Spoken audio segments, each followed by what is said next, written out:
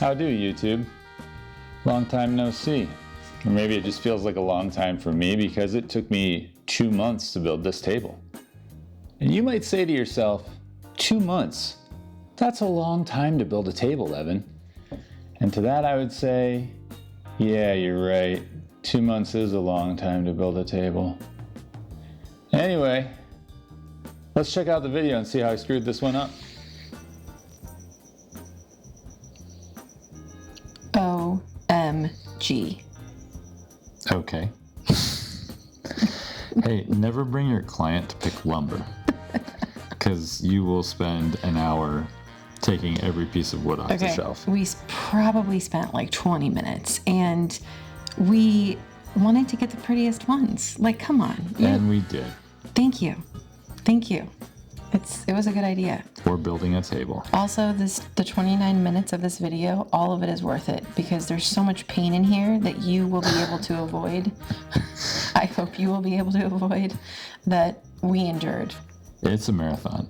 There are 230 clips, and it was about 6 hours worth of video when I loaded it into InShot. And I have trimmed it up to a very svelte 29 minutes. So we're making a truss table. By we, I mean you. These are the legs. We obviously know that by now. These are the legs, kind of at an angle. It's a little farmhouse-y, which I kind of like. Yeah, it's got like a modern thing going on. Yep. It's got a farmhouse thing going on. Yep.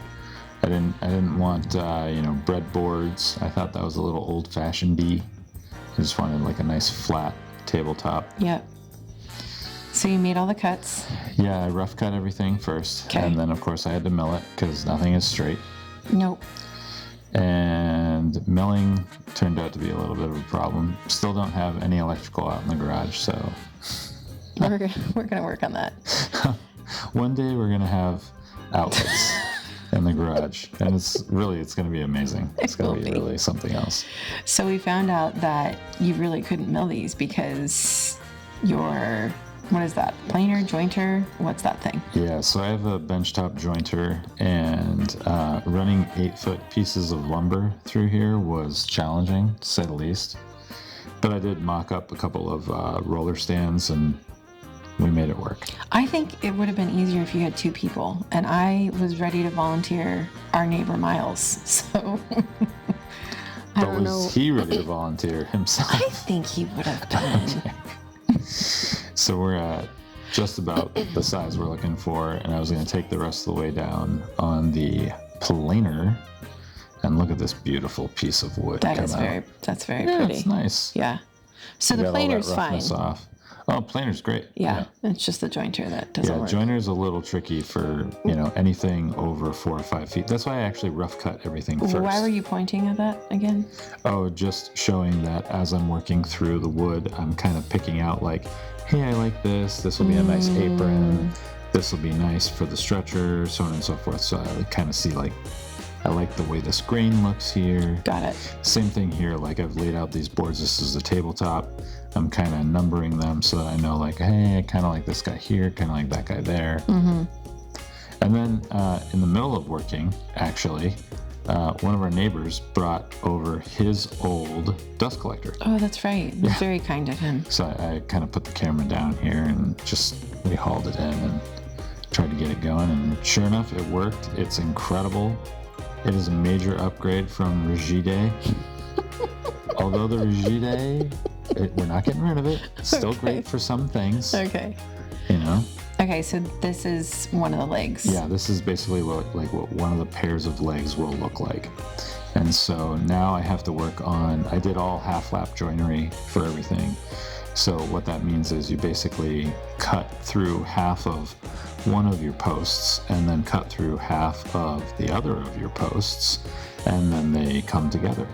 Oh. And yet, if that doesn't make sense, you'll see it on camera in just a moment. That's why they call it, what's the lap part? Like laying over the other. Oh, okay. Yeah. So half of it lays over the other. Got it. Yep. Look at you teaching me something. Half lap. You're useful. There you go. I'll keep you around. Alrighty. Okay, what are you doing here? So this is now cutting on, previously I was messing around with a couple of scrap pieces, and Okay. now this is actually the real deal. This is the apron, or it could be the leg stretcher. Were you nervous? Have you ever done this before? I was a little nervous. I was going a little slow. Yeah. You know, I was I didn't, if you notice, I didn't go all the way to the line. Yeah. I thought, let me sneak up on that line. What is this rocker gimmick you're using right there? That What is a that? cross-cut sled. It Oh. ensures that you get nice 90-degree cuts. Oh, okay. Yeah. And it has a nice clamp on it too, so that you can kind of keep everything like snug Okay. on your table saw, and it doesn't go all wibbly wobbly on you. So here is where I encountered a major problem, and it took me a whole day to figure out, hence the costume change. Okay. I couldn't figure out how to get, I needed to get a half lap cut on this leg, but it needed to be at an angle. It needed to be 4 inches off the floor, Okay. and I just couldn't figure out how to do it. And then I had a plan. Gosh. And look, it's actually pretty genius. I've never seen anybody do this. I'm sure somebody's done it before. Okay, I didn't okay. invent it. Okay. But what I'm doing in order to get this cut, first of all, I can't see the mark. Sure. Right? It has Yep. to be down. Yep. I can reference the angle of the bottom of the leg off the blade, slide my miter gauge up, and then reference the angle that the leg is sitting at. Then scooch it over and make the cut. See that? You see?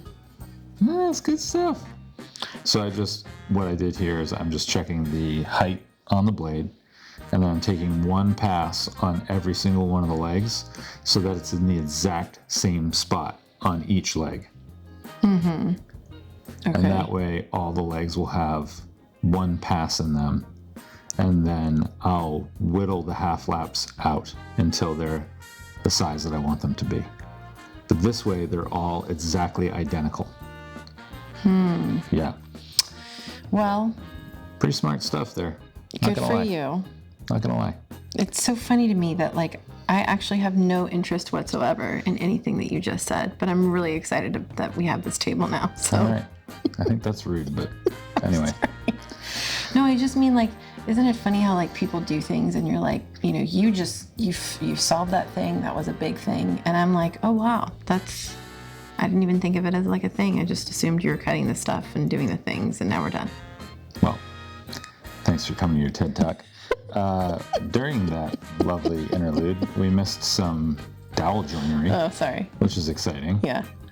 That's where you drill some holes, and I have a self-centering doweling jig so that the holes are exactly in the right spot. Okay. And then you use some glue, and you put a little dowel in the hole, and then you sneak it together, and sure enough, it literally comes out. Oh, that's how you connected those. Yeah, it's unbelievable. And you only needed one dowel?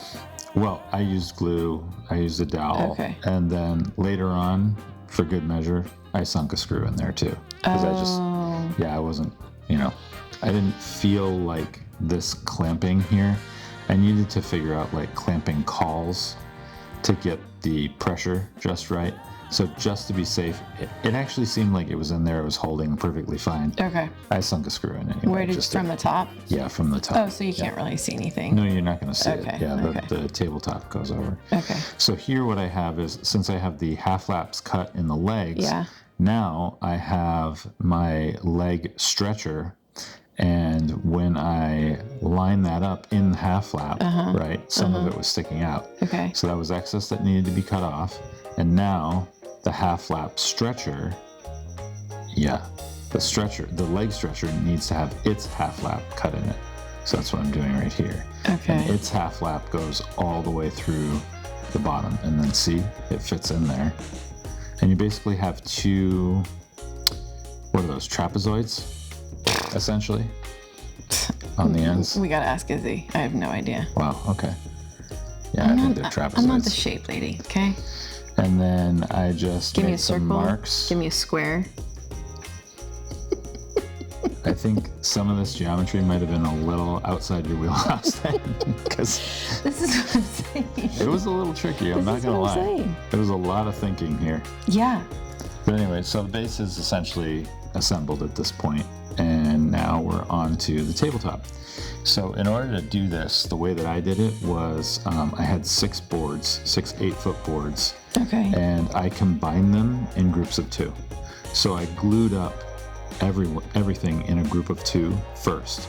So then I had 2 instead of 6 6-inch boards. You had 3 sets of 2. I had 3 12-inch boards. Okay. Yeah, exactly. Got it. So I got these all glued up, got them in clamps, got a little bit of squeeze out there. Whoever picked out that wood, just good job. Yeah, it's pretty, huh? It's very pretty. Yeah. I don't know, some lady over at Austin Hardwoods. Some rando. Yeah. That's on brand. Okay. Clampity clamp. Yep. Everything's all glued up at this point. Everything's clamped. All the half laps are done. Okay. We've got the 2 long stretchers there, all clamped up and looking beautiful. That does look beautiful. Yep. I'm very And impressed with the legs. skill from this that you utilized for this whole project. Yeah, those half laps were no joke. Yeah. So I didn't glue up these legs yet because what I wanted to do was sand them and wire brush them before the final glue up. Because then I'm not having to stick sandpaper down in that tiny little corner or try to use the wire brush down in that tiny little corner. Well, at least you thought. All of that ended up being for naught, as you will soon see. Because you had to sand this table how many times? I think 6. Anyway, though, Yeah. it seemed like a great idea at the time. Yeah, and it seemed very, very proactive. Yeah, real smart. Yes. Like, I thought not it was like a good leaving idea. it for the end, like, Nope. oh, hey, let's take care of this now. Well, I Yep. can access it real easily. Yep. Just giving that a little tappy tap. Malleting it in place. Yep. With Okay. the old rubber mallet. Okay. We got our glue squeeze out here that I'm just taking care of. Okay. Water wipes are incredible for this. They Oh, do yeah. a great job. That's a Throw good it out the call. end of a screwdriver and just get those tiny little crevices. Love us some water there wipes you for go. everything. There's your 2, I guess, sets of legs. Yeah. Congratulations, buddy. That was great. Throwing a chamfer here on the bottom of the legs so that when the kids plow into the table, it doesn't completely destroy either bottom of the table or the floor. Well, this floor is already destroyed. Yeah, floors are What was it? Installed a year and a half ago? year and a half Yeah. old, pretty Yeah. roughed up. Yeah. So now everything's glued. Before it was just dry fit. Everything's glued up now. Good job. Yep. And so I think the next thing that I started on was getting the rest of the tabletop together from the oh no, that's right. I had to do the trusses. So because of my saw that's with the whole right. flip the board gimmick that I Yes, always had, I couldn't actually cut through the trusses because the angle was wider than the ability for my saw to cut through. So I used a flush trim router bit and was able to reference where the truss had been cut against where those little nubs were, and it just came right off and gave me a perfect, beautiful cut that allowed the trusses to slide right in and look great. That's great. Because, Yep. yeah, the trusses look really pretty. Now the trusses I screwed in because I could not figure out how, I did not know how I could exert clamping pressure on that angle. Yeah, that makes sense. Maybe that's something I'll look at in the future. Yep. To try to use glue there instead of. I did use some glue, Yeah. but ultimately I screwed them in. So Now, here's you don't where- like the cracks in the table. Yeah, that so bothers I'm you trying to so get the much. tabletop I to just think come it's kind of together. like it happens. No big deal. It's a crack. Well, when you're making a tabletop, you want the lines to kind of disappear, Okay. ideally. Well, good thing I'm not the woodworker. So in this particular case, because I had so much trouble with the 8-foot runs Yeah. of the tabletop going through the jointer, I actually pulled out that same flush trim bit again and used a straight edge. And so I just ran it against the straight edge and it got me a perfectly straight line. So that they were very flush. Yep. And then they all came together really nice. You'll see here in just a minute. And then There. you started wire brushing the base.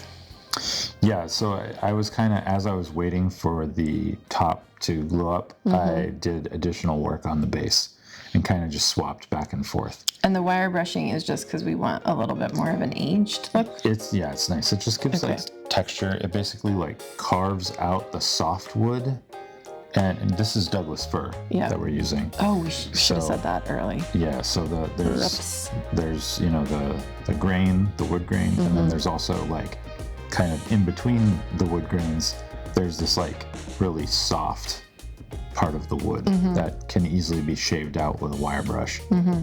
And it just gives you a real nice texture. So this is for installing the Z-clips, which attach to the tabletop, which allow for expansion and contraction so your tabletop doesn't warp. Okay. And I got this little cutting tool for my Dremel, not realizing that apparently there are different size bits for Dremels, Oh. and this one's too small, which was such a bummer. It didn't fit in my Dremel. So let me guess. You had to go to Home Depot for the 4th time that day? No. I MacGyvered it. So I have this little like Because you drill didn't want to bit hear me complain chuck- about you going to Home Depot for the 4th time that day. No. This drill bit chuck thing. It Okay. turns like a regular drill bit that doesn't have a hex end into something that you can put into your like impact driver. And so I just chucked it up in that thing and it worked. Cool. Yeah, I cut the little holes and Good for you. yeah, I could slide the Z-clips in, no problem. And There's your belt sander. yeah. Okay. Yeah, I started off with the belt sander at, I want to say, it's kind of random. I would have assumed it was 60 grit, but it was actually 55 grit. I don't know if belt sander for some reason has strange numbered grits, but started at 55. We then, with the orbital sander, did 80 all the way up to 120. So 55 grit just means that it's very rough. Yeah, the Okay. lower the grit, the rougher the sandpaper. Okay. Oh my And- gosh, it looks like it's done. Yeah, we've got a table. When was this? Well, July? yeah, certainly. July. It was before August. Okay. I know that. Yeah. It had to be early August. Oh, look at how beautiful it is. It really is. Take it pretty inside. nice. Just stop yeah, there. stop there, Stop there. right? Take it inside. Unfortunately, we did not. No. No. So I'm just wire brushing the top. Okay. The sanding is done. I've kind of done a little bit of rounding over on the You don't have to go with the edges. grain with that one? No, actually, you kind of want to go against it. Okay. Weather Yeah. wash. This was stain attempt number 1.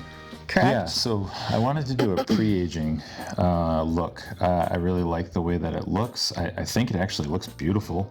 Yes. Unfortunately, it just didn't work out, and it was not the stain. It was not weather wash. No. We also tried Rubio's pre-aging finish. It was not any one of the finishes that we used, but for whatever reason, the lumber that we used for the tabletop had some sort of, I don't know if it was mold or what it was, but as a result, all these little black flecks started showing up. Well, for the first round of the stain, like it's streaky. We didn't like that. Yeah, the like first look time how it was streaky. Yeah, that so was that was just a, yeah. okay, it's streaky. We're We gonna didn't apply it correctly. yeah, we've got to Okay. sand this off. So, So we did that. No big deal. yep.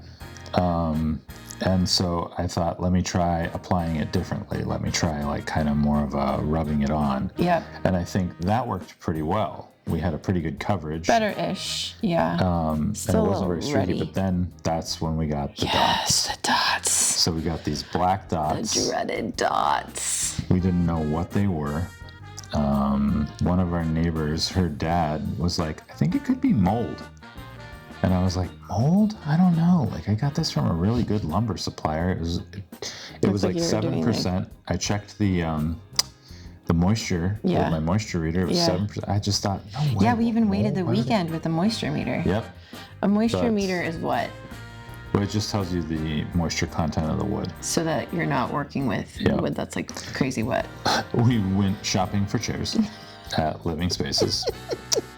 They had beautiful chairs, believe it or not. Some assembly was required. That are unfortunately. actually wood, right? And our girls approved them. They sat in them. We're down. Yeah, they were actually wood. They're not like veneered or Yep. particle board. MDF, Yeah. plastic. Oh my gosh, of This course. is me attempting to put these chairs together. I don't understand your aversion to directions. I think, normally it's like you look at it and you think, if I just look at this hard enough, it will become a chair. Gosh. And look, That it always helped me. kills. As someone who's such a rule follower, you're such a rule follower. Directions are just rules to follow. Like I would think you'd be like all over that. So now I am polying the base because the base has the weather wash on it. It looks fantastic. I put some poly on it. I used a matte oil-based poly for interior. You know, I thought it looked great. I was very happy with it. And the idea is that I'll just keep working on the tabletop and hopefully that'll come out. It was a little orangey for me. Yeah. Little, you know, I know you're not like offended by the orange. Yeah. Sometimes the orange greatly offends me. I don't know why. Okay. Or the red. Well, it looks pretty though. It is pretty. Like, It's pretty. the wood grain, the wire brushing, I think it all came out pretty well. Yep. I hit it with a little bit of steel wool here, just to kind of even everything out. And I thought, okay, this time what I'm going to do, because I thought maybe it's like particulate Tannins and in something, right? Mm-hmm. And so I thought, okay, I will stain. I'll take the stain. I'll filter it through a coffee filter. Crossing your fingers. Yeah, crossing the fingers. Okay. This is what, the second time now? And you just No, this is the third motion time, to the isn't it? third to the camera. Oh, yeah, well, Okay. there I am paying attention. So So this time I thought, okay, again, we'll do the pour with a Scotch pad here. We'll get it all rubbed in. That should work pretty well. yeah. And Watching this is a little painful to me. it, you know, when I was editing this all together, I was yeah. kind of having PTSD. Yeah. Yeah. There's the dots. My stomach is a little bit Again. like, The dots. yeah. And so I got, my daughter has this little like microscope. Shout out to Nini. Yeah. Nini got us those. Look at this thing. And Yeah, so what is that? I think it's mold. Yeah. I mean, I don't know what else it could be. Fourth. So we're gonna sand it again. Yep. This is the fourth time now. Yep. And I had it down to a science at this point. Yep. Start with the belt sander. I was gonna say by this point you look pretty professional doing that. The first round you were a little bit wonks, but that looked great. A little bit wonks. Yeah. Okay. Well, thanks. It's a pro term. Now we're just vacuuming it off to make sure that we have everything off. And I thought, okay, what if it's the weather wash? All right, let's try a different company. But it's not weather wash. Sorry, No, weather wash. it wasn't. Not So we weather went and wash. got Rubio. Yep. They have a pre-aging. We tried the Rubio. This time I applied it with a spray bottle and then wiped it in. And at first, it seemed to be giving a very nice look. Yep. And then Oh, I forgot about these. white splotches. Oh. So before I sanded it and tried again, I was like, I got to run some tests. So I got this piece of like tabletop that I had laying around. Yeah. And I sanded it and wire brushed it exactly the same as the table. Yep. And then I cut it into like 3 quadrants, with the tape. I just taped it into like 3 quadrants. One I thoroughly cleaned and then rubbed on Yep. the pre-aging. Yep. One I didn't clean and rubbed on the pre-aging Okay. right here. You mean clean with acetone? No, clean with just with the vacuum. Okay. Okay. Like vacuumed it off. Okay. And then because another thought that I had was maybe the little spots are like little like rust deposits or Yep. something coming from the wire brush. Yep. And then the final one I brushed. Yep. Here's it drying. Okay. Literally no spots. No issues. So that meant Yeah. the only thing it could potentially be Was the wood. is the wood, Yeah. which was really surprising to me. See, no black spots whatsoever. Totally dry here. Yep. No black spots. And it's not like that was cheap wood from a big box store. No. We got it specifically That's from. what is so rough about Yeah. it. Like the Home Depot wood actually performed better. Yeah. So we're sanding it again. Now this time it was a little bit of a pain in the butt because that Rubio pre-aging seems like it soaked a little deeper It did. into the wood. It did. And so I had to sand Sand the it wood a lot. more than I Yeah. did before. Yeah. Now you're doing tests. So now I'm just running tests on regular Rubio, I the bought oil you plus some. 2C. Yep. I bought you some Rubio samples. Yeah, to see if there's anything that we like there, just in case it turns out that the pre-aging isn't going to work Yeah. out. So we're sanded down again. I contacted the folks both at Rubio and the folks at Weather Wash. They had fantastic options for me. They basically said, you've got to wipe this thing down with acetone, clean it real well, because if it is mold, you might be able to wipe the mold off, and then go ahead and put your pre-aging on. And so I did that on a test piece here. Okay. And it looks like there's a baby dot, but only one tiny little dot. Yep. So I thought, okay, let's try it with the tabletop. Let's rub it down with the acetone, and then we'll try the pre-aging one more time. And if the pre-aging doesn't work this time, then we'll just use the regular, the linseed oil Rubio. Oh, that's right. You did the pre-aging one more time. Yep. So this is doing the pre-aging one more time, and it actually came out pretty well. There were a few spots. It was blotchy to me. Just a few. Well, it's not quite dry here. Oh, I thought. There were a few spots, but not many. I mean, it's totally possible that I just missed with the acetone in a couple of spots. Okay. So, but you can see no spots. Yep. So that worked, and I was pretty happy. And then... Oh, I forgot about the poly. Yeah, so This then... just keeps getting worse. It really, it's quite a process. If there's anyone that has stuck through this, I applaud you. Pretty crazy. Yeah, if you're still with us, Email us, and I'll give you something. I don't know. That was great, honey. Can't wait for them to get something. Who knows? Maybe like an emoji smile in their inbox or I have something. celosia seeds. Anyway. Lots of celosia The seeds. point is here, we put the poly on, and we were just like, it looked plastic, which, I mean, it's poly. But like, it was kind of blotchy, and we realized throughout the process, like, maybe we don't dig poly anymore. Yeah. Yeah. The poly looked plastic. Yeah. So over the plastic. It just didn't look right. A little because cheap, you had that a little pre-aging, something. and then on top of the pre-aging, so you got that old look. Yeah. And then to have the plastic kind of over it, it just, I don't know. It also looks a little blotchy here on that, honestly. Yeah. Yep. Yeah. So it just looked like the wood was made of plastic. Goodbye, which poly. It wasn't. So we loved you. We did a very sad thing. At one point, we loved you. And we resanded the entire table. Yep. The whole thing. I do appreciate that you keep including using the we. base. It's very kind of you. Well, you were involved in the process of telling me what to do, so.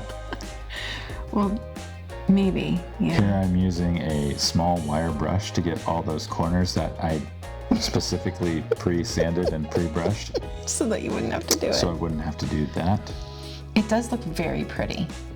Yeah, all I mean, sanded. The structure's nice. So we Rubio, went with white 5%. Yeah, white 5% is what we went with, because based on the tests that we had done of the Rubio, it just seemed like it was the most natural. And here I am putting all my old rags in a half bucket of water. I let them sit in the half bucket of water that night, and then the next day laid them out to dry. Laid them out flat to dry. Obviously, you do not want your Rubio rags to combust. Correct. Yes. No, you don't want that. That would be bad. What is this here? What are you showing us? So this is the after effects of the Rubio. So the Rubio's on there. Okay. And this is It what we is so got. pretty. It's so pretty. Like, honestly, I know 6 times is insane, but It is. I love more of the white that comes out here. There's Yep. less red tone, there's less orange tone. For sure. It's so beautiful. It is very pretty. I'm so sorry it probably took at least 2 years off your life, but Well, I love it took it. 2 months off my life.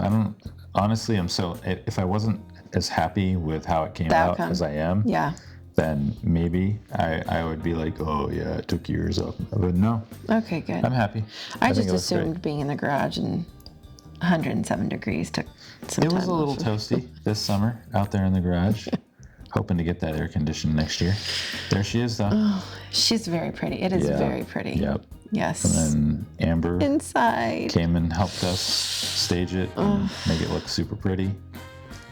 Took some Yeah. pictures. So pretty. Yeah. Good job, babe. It definitely came out. Yeah. I could not be more happy. Yeah. Very, very. Considering, I could not be more happy. Agreed. Yeah. was worth the 6 times. Well, there you have it. 5 days to build and 2 months to finish. Pretty good business model, if I do say so myself. Honestly, I love it. It came out pretty well. My family's happy. Everyone can sit at the table at the same time. These are all pluses. Shouldn't take 2 months to build a table, though. Hopefully the next project goes better. We'll see you next month.